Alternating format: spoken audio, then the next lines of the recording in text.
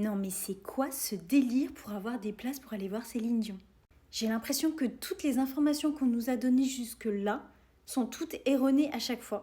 Ceux qui ont reçu un email avec un code pour les préventes la veille, du coup ont pu prendre leur place correctement, ça ok. Notamment pour la vente AXS, mais la vente aujourd'hui Visa là pour les premiums, pour les infinites, etc. Finalement, j'ai l'impression que personne n'a réussi à avoir ses places, du moins en France. Et là, ce soir, impossible d'aller sur MyVisa, du coup d'avoir accès à la vente pour les places de Céline.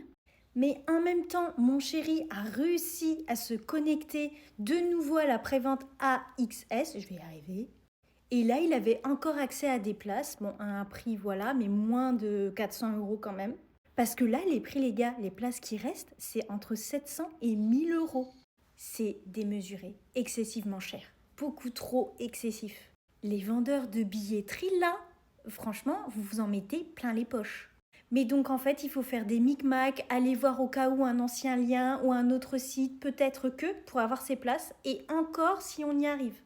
J'en ai fait des ventes d'artistes pour aller voir des concerts, mais je n'ai jamais vu une vente aussi chaotique avec autant de micmacs, de liens, de préventes possibles.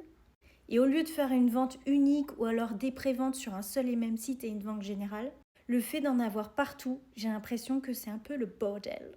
Et sans compter tous ceux qui arnaquent les autres en voulant vendre des places encore plus chères que chères. Bref, j'ai réussi à avoir des places les gars, mais je l'ai un peu amère quand même. Parce qu'au final, aller voir Céline Dion, c'est un plaisir de la voir en concert et ça devient un combat et crée des jalousies les uns et les autres. Je sais pas si vous avez réussi à avoir vos places, mais gardez-les bien parce que ça a l'air d'être un gros précieux.